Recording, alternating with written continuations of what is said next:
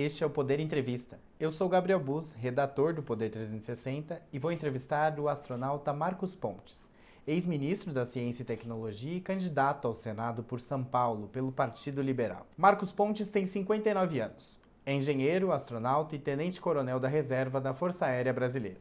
Em 2019, assumiu o Ministério da Ciência, Tecnologia e Inovações do governo de Jair Bolsonaro. Em março deste ano, deixou o cargo para concorrer nas eleições deste ano pelo PL, partido do chefe do Executivo. Marcos Pontes, muito obrigado por ter aceitado o convite. Olha, eu que agradeço, é um prazer falar com vocês. É uma nova missão, tenho certeza que a gente vai ter ótimos resultados em São Paulo. E agora, começando a campanha, eu tenho certeza que tudo vai correr muito bem. Agradeço também a todos os web espectadores que assistem a este programa. Essa entrevista está sendo gravada no estúdio do Poder 360, em Brasília, em 12 de agosto de 2022. Para ficar sempre bem informado, inscreva-se no canal do Poder 360, ative as notificações e não perca nenhuma informação relevante. Marcos Pontes, eu começo a entrevista perguntando: como foi a decisão de entrar na vida política de forma ativa, como ministro, ainda em 2019? Qual o motivo dessa decisão? Olha, isso aconteceu de uma forma muito natural e eu acredito muito na coerência de Deus, vamos dizer assim, né? As conjunções que aconteceram. Eu estava na NASA desde 1998 até 2018, em associação ali com a NASA, e aí eu vim ao Brasil, em março de 2018, participar de duas reuniões aqui em Brasília, uma de manhã e uma à tarde. A reunião da tarde foi cancelada, e aí eu falei, eu vou dar um pulo lá no Congresso. Na verdade, antes eu falei assim, eu vou dar um pulo no Comando da Aeronáutica, entregar um livro para o comandante Rossato, que ele foi do meu esquadrão. Eu cheguei lá, ele estava com uma tarde muito atribulada, não podia me receber. Eu falei, olha, deixa o livro aí, deixei o livro com o ajudante de ordens e fui lá para o Congresso para ver se eu conversava com alguns deputados que me ajudaram a manter o Brasil no programa da Estação Espacial. E assim que eu entrei numa primeira sala de audiência, encontrei com o então deputado Jair Bolsonaro. Ele olhou para mim e falou assim, ô Bacão, eu vou ser candidato a presidente. Eu falei assim, pô, sério, vamos fazer um vídeo aqui. A gente fez um vídeo, depois ele foi para o gabinete, a gente conversou. Ele falou assim, por que você não se candidata ao Senado lá em São Paulo? A gente está precisando de bons candidatos. Eu falei assim, rapaz, eu entendo muito de ciência e tecnologia, essa parte. Ele está aí. Se eu for eleito, você vai ser o meu ministro de ciência e tecnologia. Foi em março de 2018. Então, a partir daí eu gostei da ideia, e mesmo porque, pensa bem, se eu não aceito um convite desse, como que eu poderia falar a respeito do Brasil no futuro? Falar assim, pô, como é que está acontecendo essa coisa? Se eu não aceitei participar em mais uma missão, vamos dizer assim, para o Brasil. Minha vida inteira eu cumpri missões para o Brasil. Seja como piloto de combate, como piloto de teste, como engenheiro, depois como astronauta. Eu sempre coloquei a vida literalmente pelo país, né? Sim. Então eu falei assim, não, eu aceito. Então eu vim para cá e é assim que começou, né, essa nossa luta, né, dentro do Ministério de Ciência, Tecnologia, Inovações e Comunicações, que tinha na época ali também. E esse trabalho junto com o presidente Bolsonaro sempre foi muito bom, né? E nós tivemos várias realizações do Ministério. Ministro, ao longo da sua gestão no comando da Ciência e Tecnologia, o senhor enfrentou algumas crises no Ministério. Falta de recursos, cortes duros no CNPq, altos índices de desmatamento reportados pelo INPE, o Instituto Nacional de Pesquisas Espaciais, vinculado à pasta. Como o senhor avalia a sua passagem pelo Ministério ao longo desses 3 anos? Olha, foi excelente. Aquelas coisas, você nunca quer que tenha uma pandemia no meio da sua gestão, né? Eu lembro que quando aconteceu, eu falei assim, puxa vida, né? Mas eu acho que eu estava no momento certo, na hora certa e com a equipe certa. O presidente Bolsonaro ele teve coragem de colocar ministros técnicos. Primeiro, você conhece, sabe que não é uma coisa muito simples de se fazer. Colocou ministros técnicos e me deu a liberdade para escolher uma equipe técnica. Então, com isso, eu tinha um ministério muito bem posicionado. E nós tivemos, como toda gestão, você tem questões de orçamento, você pode dividir em 5 eixos. Orçamento, pessoal, infraestrutura, a parte toda de legislação, né, e a coordenação de tudo isso. Então, eu peguei o Ministério numa situação que nós tínhamos um déficit de 350 milhões, assim que eu cheguei, uma herança, né, do ano anterior, do orçamento aprovado no ano anterior, faltava 350 milhões para cobrir as bolsas em 2019. Aquilo foi muito difícil, eu fiquei muitas noites sem dormir e pedindo recursos para completar o ano. Eu tinha recurso até agosto, literalmente. Aí o pessoal, corta as bolsas. Eu falei, não vou cortar a bolsa, porque bolsa é o salário do pesquisador. Cada bolsa dessa importa muito. Eu falei, não vou cortar, eu vou até o final. E finalmente, em setembro, né, o Ministério da Economia liberou um PLN, a gente conseguiu pagar até o final do ano sem cortar nenhuma bolsa e sem atrasar nenhum dia. É função do ministro de Ciência e Tecnologia proteger essas bolsas.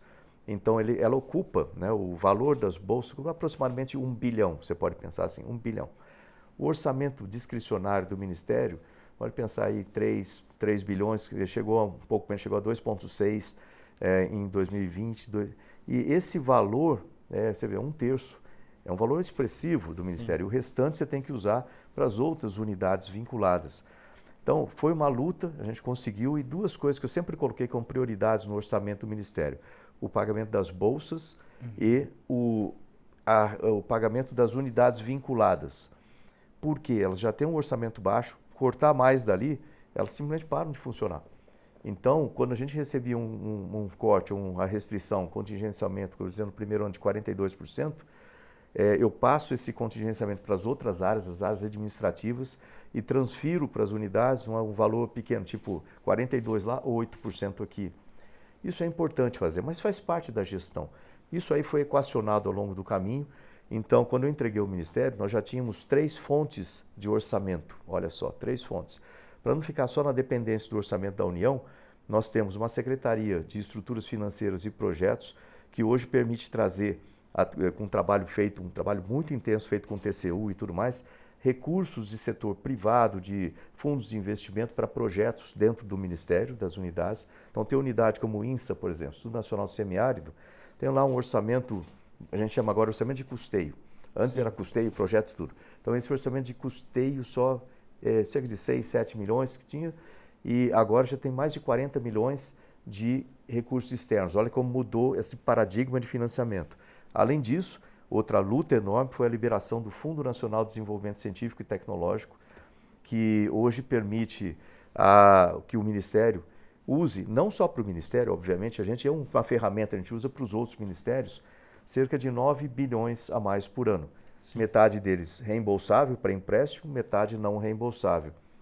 Isso melhora laboratórios. Nós temos investido muito na infraestrutura do Brasil. Recentemente agora para bioinsumos, por exemplo, semana passada, para a agricultura entraram 35 milhões. Ou seja, muitos recursos têm sido aplicados em diversas áreas estratégicas do país graças a essa liberação. Certo, ministro. O senhor chegou a criticar publicamente, em outubro de 2021, o corte de orçamentos feito no seu ministério. Foi criticado, inclusive, por ministros ali dentro do governo, que estavam com os ânimos mais alterados na época. Havia falta de comunicação na administração federal quando se decidia cortar o orçamento de diferentes ministérios? Não, o que aconteceu naquele caso específico eram 655 milhões que já estavam reservados, eram 250 milhões para bolsas universais do CNPq e outras, já tinham recursos para radiofármacos, que é sempre um problema, eu sempre reclamei disso também, e isso precisa ser melhorado, inclusive uma das coisas que a gente precisa conversar depois no Congresso, tudo isso já preparado, né, certinho, um dia, à noite. Aí no dia seguinte eu começo a receber uma série de mensagens de deputados falando assim, pô, parabéns, eu falei, pô, legal, né, foi aprovado, tudo bem. Aí alguém notou que aprovou, mas o que aprovou era um texto diferente, em que passava esses recursos para outros ministérios. E eu ali, raramente, se você observar, raramente eu coloco qualquer comentário em Twitter, e etc. Assim, eu sou um pessoal chamava assim até que eu era muito calado, né? E eu gosto de trabalhar dessa forma, né? Quem trabalha com ciência geralmente não é muito... Eu gosto de trabalhar dessa forma.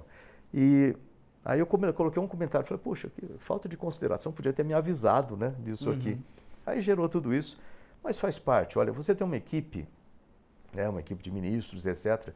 Você tem que ter diferenças de opinião e certas discussões de vez em quando. Faz parte de uma equipe saudável, né, de você achar a melhor ideia. Se todo mundo pensar da mesma forma, você não gera nenhuma ideia nova, né? Então a gente tem que ter esse tipo de coisa. Sim. Ministro, a questão do desmatamento na Amazônia segue sendo um assunto muito caro para o governo. Os alertas mais recentes divulgados pelo INPE passaram de 8 mil quilômetros quadrados no acumulado dos últimos 12 meses. É o terceiro ano consecutivo que o país ultrapassa essa marca. O senhor consegue fazer uma autocrítica de como essa questão foi tratada pelo governo neste mandato?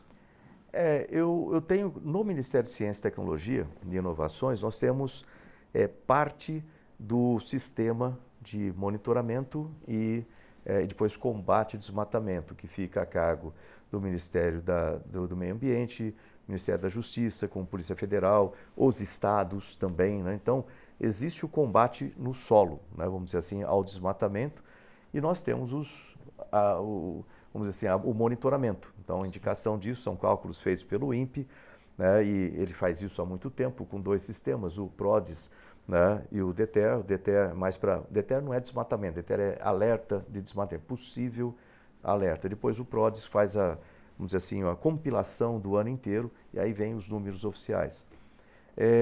Agora, o Ministério, nós temos vários projetos dentro da Amazônia que pouca gente sabe, e esses projetos, na verdade, eles ajudam e vão ajudar cada vez mais ao combate do desmatamento e o conhecimento da Amazônia. Vou dar alguns exemplos aqui para você, né? Por exemplo, nós temos o SALAS. SALAS é o Sistema Amazônico de Laboratórios Satélites.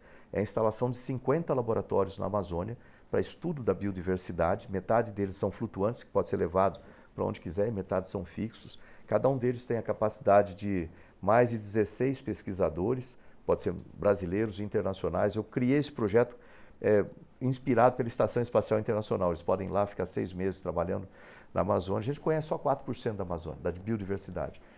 E, além disso, esse projeto, ele busca ativos, e esses ativos fazem parte do eixo estratégico de desenvolvimento de medicamentos no Brasil, para redução da dependência de medicamentos no Brasil, vão para fábricas de moléculas que sintetizam essas moléculas e depois para um centro de desenvolvimento de medicamentos junto com a indústria farmacêutica. Então, esse sistema nós montamos e é muito importante para o país, mas você sabe que a presença dos laboratórios ali, dos cientistas, atrapalha quem quer fazer alguma coisa errada lá também. E eles trabalham com as populações locais. Nós temos também o Instituto de Desenvolvimento Sustentável Mamirauá, que faz um trabalho magnífico com as comunidades ribeirinhas, etc. Mas, além disso, ali tem a Reserva de Desenvolvimento Sustentável Mamirauá, se não me engano, são 2,5 milhões de hectares, e lá existe o Providence. Providence é o primeiro sistema de monitoramento em tempo real, com inteligência artificial, câmeras e microfones, que dá a essa reserva, que é a primeira do planeta monitorada, 24 horas, 7 dias por semana. Então, passa um animal de algum tipo, o sistema reconhece imediatamente qual é esse tipo de animal, etc. Mas se um ser humano ali também, o sistema reconhece, você sabe exatamente onde tem, você consegue acionar o sistema. Você vê, o presidente Bolsonaro, ele tem trabalhado com isso aí, logicamente que tudo isso é feito, né, em acordo com o presidente, em acordo também com na época era o vice-presidente Mourão, que fazia, né, da comissão da Amazônia. Tem outros também, o Regenera. O Regenera são 120 áreas de regeneração com a melhor ciência para depois passar essas informações para que localmente eles consigam regenerar áreas degradadas da floresta, também feita pelo Ministério. Sim. Tem o Bailink, por exemplo, que é um sistema todo para que nós tenhamos um aproveitamento sustentável nas cadeias produtivas, como açaí, castanha, pirarucu, tambaqui e etc., também funcionando 100%. Tem a Torre Ato, tem muita coisa. Eu levei alguns embaixadores da Europa para lá e eles ficaram de boca aberta, literalmente. Poxa vida, eu não sabia que tinha tudo isso. Então, o Ministério está lá. Eu tinha mais coisas, mas só para economizar o tempo aqui.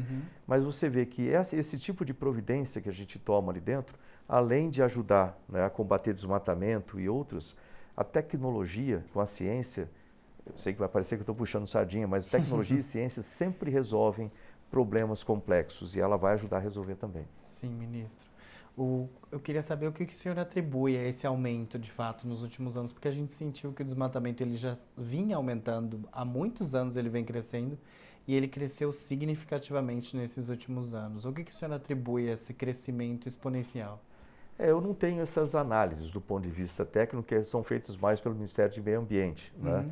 Mas você observa, né, se você observar os dados, né, de desmatamento, e mesmo queimadas também, você vai observar que tem algumas regiões que são mais críticas do que outras, ou seja, um percentual grande se concentra numa área menor. Sim. Então, eu acredito que sejam efeitos regionais que, no meu ponto de vista, se eu fosse o responsável, por exemplo, para fazer esse combate, eu focaria, né, nesses eventos regionais e por que isso acontece em certos estados, né, se existe algum outro tipo de desenvolvimento que está acontecendo naquela região que tenha causado isso. Então eu vejo mais nesse sentido, mas, de novo, eu não sou a pessoa conhecedor disso aí, né? Então eu não posso falar isso de uma maneira técnica. Sim. Ministro, falando agora da sua candidatura, quando o senhor decidiu que iria concorrer nas eleições deste ano e o que foi o motivo? Como o senhor ficou motivado a concorrer nas eleições, deixar o ministério e ir para colocar o nome na urna e disputar essa eleição? É uma decisão interessante, né? Porque eu estou muito habituado, minha vida inteira foi gerenciando projetos, foi trabalhando, vamos dizer assim, com a parte mais executiva, né, daquilo. E você nota, né, do Ministério a gente conseguiu dar um avanço muito grande, de décadas a gente avançou, em 3 anos e pouco a gente conseguiu avançar décadas no Ministério, em vários setores, espacial, materiais, nióbio, grafeno, muitas coisas feitas no setor de saúde por causa da pandemia. Então hoje o Brasil tem toda uma proteção, vamos dizer assim, um escudo, né, para as próximas pandemias, e elas vão acontecer, é importante a gente ficar preparado para isso. Então o Brasil, em termos de ciência, laboratórios, tem um laboratório de nível de biossegurança 4 sendo construído, o primeiro da América Latina, ou seja, nós temos muitas coisas em vários setores, mas sempre tem um gargalo, e o gargalo é no legislativo, né, porque muitas coisas precisam ser aprovadas no legislativo. Embora eu tenha, né, o apoio do presidente, o trabalho junto com as associações, com empresas, etc., mas tudo passa pelo legislativo. Então, essa minha candidatura agora ao Senado, né, pelo Estado de São Paulo, reflete exatamente essas dificuldades que eu achei ali. Então, do ponto de vista pragmático, né, se você olhar, nós precisamos melhorar o financiamento da ciência. Eu falei aqui de várias alternativas que nós fizemos no Ministério para isso. Mas de vez em quando você vai ouvir ainda uma tentativa de tirar recursos de ciência e tecnologia, cortar recursos de educação, que é essencial para a ciência e tecnologia. A necessidade, nós temos, vamos dizer, uma estrutura, um sistema nacional de ciência e tecnologia. Eu dei partido no Ministério e agora precisa continuar no Senado e no Congresso como um todo. Se você olhar a parte de investimentos para empreendedorismo, startups, a gente conseguiu investir bastante no desenvolvimento de startups, mas os marcos ou as leis dessa área precisam ser trabalhadas por pessoas técnicas que conheçam o gargalo que existe no Ministério, nos ministérios. Então, quando você fala o marco legal das startups, ele precisa de aperfeiçoamento, a lei do bem precisa de aperfeiçoamento, ser mantida como uma lei de incentivo, o Rota 2030, o PADIS, né, para semicondutores e displays. A lei das TICs foi protegida, né? Agora, a gente precisa também dar continuidade no processo, que tudo isso é dinâmico, né? A tecnologia avança muito rápido, precisa de uma lei de biotecnologia, por exemplo. Agora, se você me perguntar lá dentro, assim, na paixão, de onde vem isso aí, se você for ver na minha história, eu sou filho de um servente de serviços gerais, filho de um faxineiro, basicamente, né? Eu morava na periferia.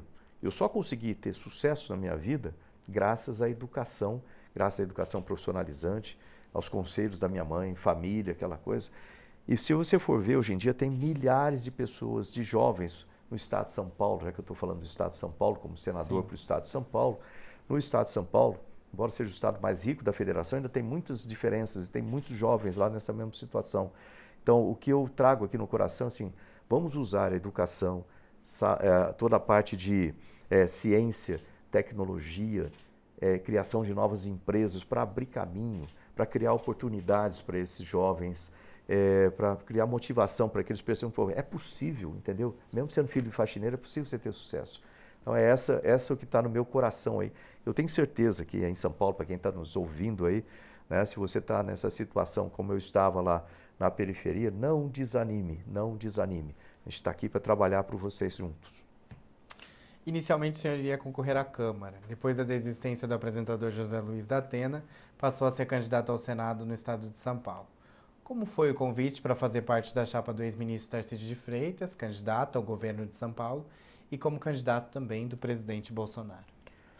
Aconteceu de forma natural e eu confesso que eu fiquei um tanto preocupado durante o processo porque eu estava com medo da questão de tempo, né, limite.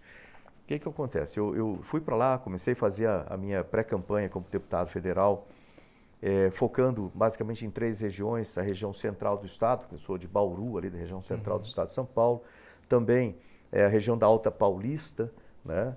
E o Vale do Paraíba, que eu trabalhei muito tempo em São José dos Campos, é uma área de tecnologia bastante intensa, e algumas das cidades principais, cidades maiores como Campinas, né, Ribeirão Preto e assim por diante. Então tudo estava desenhado com uma equipe muito enxuta e as coisas seguindo. E o Datena era o candidato da coligação para o Senado. De repente, bom, Datena saiu. E agora? Eu lembro que a Carla Zambelli falou comigo, falou assim: o seu nome é um nome bom para isso. Eu falei assim: puxa vida, mas ninguém falou nada comigo ainda, vamos ver o que é que acontece. Eu não gosto de ficar forçando, pedindo coisa, então eu falei: vamos ver o que o presidente decide, o presidente Bolsonaro, vamos ver o que o partido decide, tá aí. Mais tarde o presidente me ligou, né, uma semana depois, falou assim: olha, posso considerar seu nome? Eu falei: pô, pode, eu estou aqui para servir, estou aqui para ajudar o meu país, o meu estado, então se precisar eu assumo a missão, né? Ok, vamos lá. E aí continuaram as discussões, havia outros nomes, assim por diante, e no final das contas, com uma coincidência, se pode chamar de coincidência, eu acredito muito em Deus, acho que essas coisas elas convergem para o que tem que ser. Numa sexta-feira, ele me ligou com o Flávio, né, também, a gente conversou, falou assim: olha, vai ser você, é o seu nome então. Excelente. E no sábado eu tinha um evento em Bauru, na minha cidade, olha só que interessante, com o Tarcísio, né? Sim. Aí eu conversei com o Tarcísio no meio do caminho, falei: pô, tá tranquilo para você isso? Tá ótimo, porque a gente tem que formar uma equipe coesa, né? Aí no sábado acontece isso, ele anunciou lá em Bauru, né? Falei: pô, tá aí, agora vai ser você. E aí eu passei a ser então pré-candidato, né, na época ao Senado, né, pelo estado de São Paulo. Sim.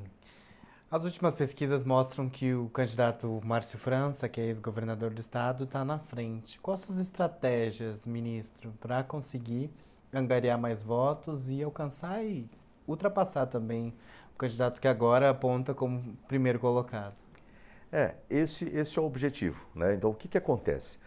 O Márcio, ele já estava, vamos dizer assim, ali para candidato ao governo de São Paulo, né? Ou seja, ele estava no holofote já há bastante tempo nesse sistema. Depois, ele desistiu do governo, veio para o Senado, ou seja, já com um holofote grande nisso. Então, muita gente sabia que ele era candidato e isso já estava há algum tempo. Eu não, tipo assim, o que entrou por último ali na pista, né, para começar a corrida. Então é natural que as pessoas não soubessem ainda de mim. E agora, a partir de 2 semanas, praticamente 3 semanas que a gente está entrando nessa competição, então o pessoal começa a saber mais do meu nome. Eu tenho, pelo fato da minha história de vida toda, tudo que eu já fiz pelo país e com o país, né, com essa bandeira no peito durante muito tempo, muita gente me conhece, né, pela minha atividade anterior, pelas missões que eu venho cumprindo com o país anteriormente.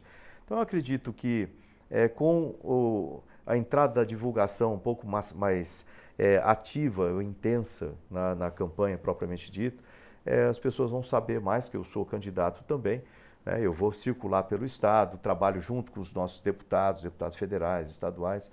Então, sem dúvida, isso aí a gente acaba tendo, né, uma maior reconhecimento, né, de que eu sou candidato. E com isso a gente espera que se aumente aí, quem sabe a gente consegue ultrapassar essa ideia, né? Mas o importante é sempre o seguinte, né? Quem me conhece sabe que eu gosto sempre de trabalhar com ética, honestidade, respeito, né? Para manter, vamos dizer assim, a índole. O presidente fala assim: pô, você tem um ótimo coração, etc. E é importante manter isso. Eu não gosto da situação de eu vou te atacar porque você... Não gosto disso aí não. Eu vou mostrar o que eu sei fazer, o que eu quero fazer, eu espero que você mostre. E porque no final das contas o nosso objetivo tem que ser o mesmo. É o bem do estado de São Paulo, da população do estado de São Paulo, o bem do Brasil. Então eu não acho que uma competição, uma eleição, né, tem que ser uma coisa degradante para ninguém. Tem que ser alguma coisa positiva para todo mundo. Sim. O senhor prevê que dividirá votos dos apoiadores do presidente com a candidata Janaína Pascoal? Eu vejo que ela está ali, eu acredito que seria mais interessante para o partido, para o PRTB, se ela fosse candidata a deputada federal, por exemplo, né? Podia puxar alguns ali, inclusive. Ela decidiu ficar como candidata ao Senado. Existe sim vamos dizer, uma divisão de votos que não é saudável, mas é a situação que nós temos e é assim que a gente vai levar. Eu espero que ela tenha aí vamos dizer assim, uma disputa, que ela faça uma disputa de forma, como eu falei, de forma honesta, de forma respeitosa, né, e da mesma forma que eu pretendo tratá-la, e de uma forma estável, vamos dizer assim, né? É importante que no Senado nós tenhamos representantes estáveis, né, vamos dizer, emocionalmente falando, que a gente possa ter esse tratamento, né, de uma forma em alto nível, é sempre muito bom. Tenho certeza que a gente vai chegar lá. Sim. Como que o senhor pensa em contribuir para o país com um mandato no Senado? Quais serão as suas principais pautas? Existem várias. Eu citei algumas aqui anteriormente, quando a gente fala de educação, por exemplo, né, com essa ideia de se utilizar, né, a educação como um veículo ou um meio de mudança de vida para tantos jovens aí no Brasil. Então, sem dúvida nenhuma, a educação vai estar exatamente dentro das minhas pautas. Eu tenho me dedicado nisso a vida inteira. Eu sou embaixador mundial de ensino profissionalizante. Eu acredito que o ensino profissionalizante também cumpre uma função extremamente importante, tem que ser acompanhado com uma melhoria no ensino fundamental, né, principalmente a introdução de empreendedorismo. Já existe agora, por exemplo, a educação financeira, mas também de ciência, tecnologia dentro disso, porque esses jovens vão trabalhar com tecnologia, de um jeito ou de outro no futuro. E o ensino profissionalizante também, ele me tirou da periferia, me tirou da rua, vamos dizer assim, e a gente precisa ajudar a tirar esses jovens também através do ensino profissionalizante. Eu fui aluno do SESI, fui aluno do Senai, né? Eu tenho um carinho muito grande, né, por essas organizações que eu não sei quantos milhões de pessoas já passaram por lá, mas mudou a vida de todos eles. Então, isso sem dúvida, é uma pauta muito importante para mim. Se você prosseguir, quando chega na universidade, aí vem a parte de pesquisas, né? A melhoria das condições para pesquisadores, aí vem diretamente a ver com o meu trabalho no Ministério, a melhoria para os pesquisadores do trabalho, salário, bolsas. Eu não consegui aumentar as bolsas no Ministério por causa do orçamento do Ministério, sai direto do orçamento. Mas a gente pode trabalhar para aumentar esse orçamento e, consequentemente, precisaria aumentar pelo menos 30% o valor das bolsas, que estão muito defasadas, né? Se você continuar, aí vem a parte de empreendedorismo. Então, são o ambiente de negócios, né, para empresas já existentes e para empresas que estão começando, ou startups, a gente precisa ajudar também. E isso existem projetos que já estão no Congresso, projetos que podem ser criados, como uma lei de biodiversidade, de biotecnologia, né, de incentivo às empresas desse setor, e muitas outras coisas que a gente pode trabalhar em setores específicos, como a aviação, né? Eu sou da aviação, preciso de representação na aviação. As nossas polícias militares, né? A Polícia Militar do Estado de São Paulo, a Polícia Civil do Estado de São Paulo, estão tendo condições muito ruins ali. Então, o fato de ter o Tarcísio no governo e eu no Senado vai permitir aí fazer com que isso funcione de forma mais eficiente. Instalação de projetos, metodologias para cidades inteligentes, pode melhorar a qualidade de vida nas cidades, atrair empresas, e o trabalho de um senador técnico, vamos dizer assim, pode facilitar muito isso. Eu vou ter reuniões, eu já tenho tido reuniões com a equipe do Tarcísio, né? Então agora a gente vai aumentar muito isso, para que o trabalho que ele faça no governo, eu possa apoiar aqui no Senado. O senador, afinal de contas, trabalha para o Estado, mas nunca pode esquecer que o ponto central são as pessoas, né? E o presidente Bolsonaro, aqui em Brasília, né, esse alinhamento que a gente não tem tido ao longo dos últimos anos, o alinhamento do governo federal com o governo estadual e os municípios, né, um trabalho junto com os deputados estaduais, deputados federais, dentro das devidas áreas. Eu tenho certeza que a gente pode mudar e muito o Estado de São Paulo. Ministro, em eventual derrota em outubro, quais são seus planos, caso a candidatura não seja eleita? Olha, isso faz parte. Quem entra numa eleição, né, você pode ganhar a eleição, você pode perder a eleição. Lógico que eu entro sempre para ganhar, mas a vida continua, né, a vida continua e depende também de outras coisas. O presidente Bolsonaro sendo eleito, né, eu posso voltar para o ministério, por exemplo, ou existem outras alternativas. Tipo assim, eu estou aqui no Brasil para ajudar, né? Então, quando o presidente me convidou para o ministério, foi exatamente isso, né? Eu falei assim, olha, eu estou aqui para ajudar, eu vou continuar a cumprir as minhas missões para o Brasil, dentro ou fora do governo, dentro ou fora, né, do Congresso, e eu nunca esqueci essa bandeira.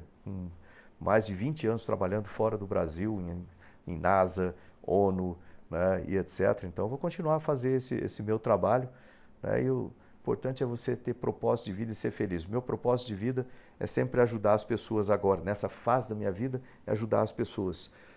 Já no começo da vida, a gente cria os nossos sonhos para que a gente, muito eu na frente, eu quero ser piloto, eu quero ser isso.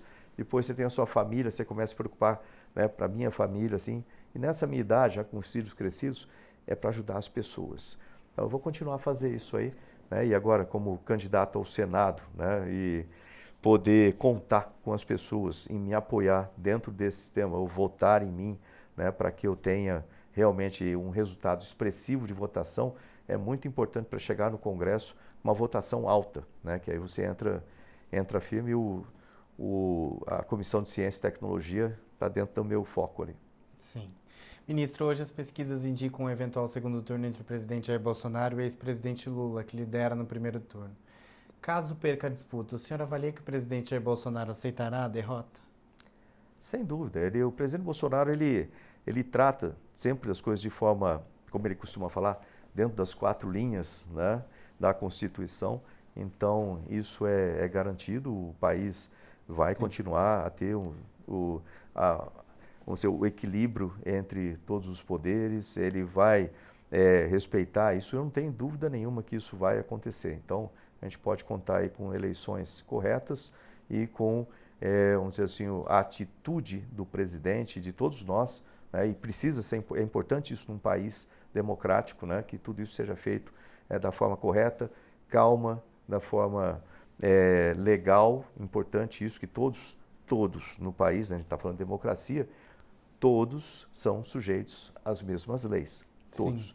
E todos têm direito de expressar suas opiniões. Se eu não me engano, isso chama isonomia e, olha, eu vou lembrar lá atrás, aulas de USPB, acho que era isegória, né, algo assim, que todos têm direito a se expressar, né, numa democracia. Sim. Então, acho que continua assim. Ministro, para a gente encerrar, eu vou fazer um jogo rápido com o senhor. Uhum. Falarei sobre alguns temas e o senhor responde brevemente qual a sua percepção sobre o assunto, se o senhor é a favor ou contra. Uhum. Gostaria de começar falando se o senhor é a favor ou contra uma flexibilização na lei que permite o aborto. Não, eu sou contra o aborto. O senhor é a favor ou contra a legalização do uso recreativo da maconha, como está ocorrendo em vários países da Europa e também em vários estados dos Estados Unidos? Eu sou contra. Eu acho que não traz nada de útil. O senhor é a favor ou contra cotas para minorias em universidades? As cotas, elas são importantes enquanto existe uma diferença, vamos dizer assim. Elas são importantes para tratar diferentes da forma diferente. Depois que você consegue corrigir isso, seja culturalmente, ou seja, depende do que a gente está falando, ou seja culturalmente, ou seja estruturalmente, eu acho que elas passam a ser desnecessárias. Certo. O senhor é a favor ou contra privatizar a Petrobras? Eu sou a favor das privatizações. O senhor é a favor ou contra privatizar o Banco do Brasil ou a Caixa Econômica Federal? Aí eu colocaria um depende, porque são instrumentos que o governo pode e deve utilizar, né, no sentido social, né? Então, aí a gente tem que pensar muito bem, é isso aí. O senhor é a favor ou contra as regras das leis trabalhistas, a CLT? Nós tivemos uma reforma, vamos dizer assim, uma coisa já feita no passado, mas existe a necessidade de se trabalhar novamente com isso, né? E como que isso aí vai acontecer? Vai ter uma reforma administrativa, vai ter uma reforma tributária. Eu acho que a parte trabalhista ela deve seguir depois, porque aí já tem um novo cenário a ser desenvolvido, né? Você baseado nesse novo cenário, como que as leis trabalhistas se adequam da forma mais eficiente, inteligente, que proteja os trabalhadores, mas também proteja o desenvolvimento, né, de novas empresas que geram os empregos. Como candidato ao Senado, o senhor é a favor ou contra a reforma administrativa, que torna mais fácil a demissão de funcionários públicos? Eu acho que tem que ter uma reforma administrativa, sem dúvida nenhuma, não especificamente para tornar mais fácil a demissão de um funcionário público, mas para promover maior eficiência, né? E assim como uma empresa privada precisa de eficiência, o governo precisa de eficiência e precisa de redução também do governo. Se você observar a questão de teto e piso, à medida que vai aumentando os gastos obrigatórios, o espaço aqui vai ficando muito pequeno, então é necessário a redução, baixar o piso, vamos dizer assim, reduzir esses gastos, reduzir o governo, o quanto mais e para torná-lo mais eficiente. De novo, a tecnologia ajuda muito aí com transformação digital e etc. O senhor é a favor ou contra a reforma tributária? Eu acho que é necessário a reforma tributária, tem que ser feito. Se você observar, isso aí é uma coisa que eu, durante muitos anos, trabalhando fora do país, vendo as necessidades que as empresas que querem se estabelecer no país olham para ver a complicação e o excesso de tributos, a maneira como isso é feito no Brasil, assusta as empresas lá fora. Então, tem alguns itens que assustam qualquer empresa para se estabelecer aqui. Quando você fala de corrupção, quando você fala de taxas, ou a complicação, ou o valor das taxas, quando você fala de mão de obra especializada para vir para cá, muitos fatores interferem. A gente precisa atrair negócio para o Brasil. O senhor conhece o projeto de lei contra fake news em tramitação no Congresso? O senhor é a favor ou contra o projeto que tramita hoje lá no Congresso? O que acontece com relação a fake news, que primeiro você precisa estabelecer um critério igual dentro de ciência, você precisa ter uma base a partir da qual você faz o restante do desenvolvimento de alguma coisa, ou seja, a conceituação é muito importante. É importante conceituar corretamente o que é fake news e como que isso vai ser estabelecido, né? Como que isso vai ser julgado no futuro, porque senão você pode criar um mecanismo que pode inclusive cercear a imprensa. Isso nunca pode acontecer em um país livre, realmente, né? Agora, na sua avaliação, o que precisa ser alterado na segurança pública? O senhor é a favor do chamado excludente de licitude? É uma das defesas do presidente, né? Falar com relação a isso. Então, obviamente, eu me alinho com o presidente, mas a segurança pública não é algo que você consiga resolver, é um sistema. Você tem que ter um tratamento sistêmico para resolver um problema de sistema. Então, não é uma só coisa. Isso aí depende de fatores sociais, moradia, recursos mínimos para as pessoas viverem, mas isso sozinho também não garante. A educação tem um fator predominante dentro desse sistema. Aí, quando você chega à preparação dos profissionais que vão trabalhar na segurança pública, dos policiais civis, militares, o número adequado desses policiais, o recurso adequado. Em São Paulo, por exemplo, a Polícia Militar de São Paulo tem um dos menores salários do país em termos de polícia, né? 23º. E isso é muito ruim quando você pensa nisso na pessoa que arrisca a sua vida lá para proteger o cidadão. Então, se você olhar assistência médica, se você olhar assistência jurídica necessária para os policiais, assistência psicológica também, eles têm famílias e tudo mais. Então, existe a necessidade da valorização do profissional de segurança pública. O número está reduzido, tem um déficit de 12 mil na Polícia Militar, em São Paulo, um déficit de 15 mil na Polícia Civil. Falta veículos, ou seja, tem muita coisa a ser feita na segurança pública, né? Então, tanto na parte de correção, vamos dizer assim, na parte ativa, quanto na prevenção. É semelhante à saúde, né? Você tem a parte de correção, depois que o problema se estabelece, mas a prevenção também é muito importante. Então, o trabalho tem que ser feito de forma sistêmica. E o Tarcísio tem um plano interessante para isso, né? Eu me alinho para poder ajudar a fazer esse meio de campo aqui também com o governo federal.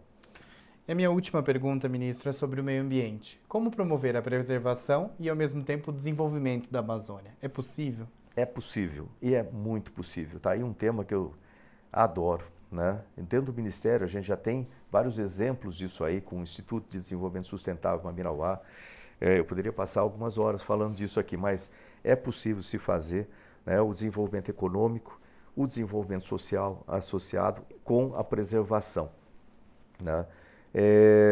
Se você observar, vamos falar só de internet rapidamente assim, você pode ter cobertura de internet na Amazônia. Isso aí eu fiz todo um trabalho como ministro de Comunicações para levar lá o Norte Conectado com 10 mil quilômetros de fibra ótica pelos rios, o satélite SGDC que estava desde 2017 no espaço, sem utilização, a gente colocou 12 mil pontos, excelente. Mas lembrar que tem outros fatores também, quando você fala disso aí, você fala de como é que eu levo a internet, mas eu não tenho energia elétrica nas comunidades afastadas. Eu tenho que trazer energia elétrica. Com o quê? Com células solares, obviamente é muito mais prático lá, utilizar isso. E aí, tendo energia elétrica, você também tem que ter educação para as pessoas utilizarem. Depende desses jovens que estão ali, podem se tornar programadores. Nós temos 300 mil vagas abertas de programação, né, na tecnologia de informação e comunicação. Precisa de profissionais qualificados. Então, eu abri no Ministério, por exemplo, o Brasil Futuro. 70 mil vagas gratuitas no Brasil, né, para poder ajudar jovens e profissionais que estão desempregados a assumirem essas vagas. Imagina dentro da Amazônia, os jovens lá dentro da Amazônia trabalhando com tecnologia de informação e comunicação, com energia, conectados na internet. Eles podem trabalhar de lá para fora, criar suas próprias empresas ali. Esse trabalho em conjunto, né, com os vários setores, não dá para um ministério fazer ou um senador fazer, tem que trabalhar o governo federal, tem que trabalhar o governo estadual, tem que trabalhar as várias instituições juntos e esse aglomerado, né, vai dar resultados. É possível, sim, que o Brasil tenha desenvolvimento sustentável. Eu vou falar mais, eu acredito que o nosso país, o nosso Brasil, olha que estou falando aqui, é quem já viu literalmente o planeta, né, de fora.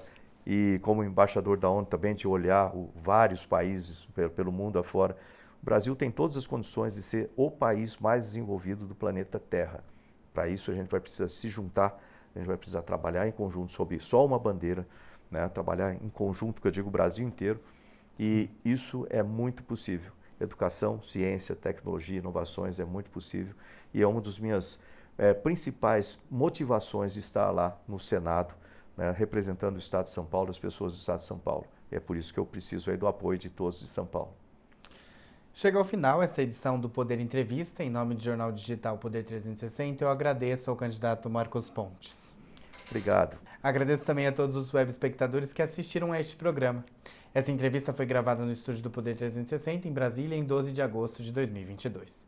Para ficar sempre bem informado, inscreva-se no canal do Poder 360, ative as notificações e não perca nenhuma informação relevante. Muito obrigado e até a próxima!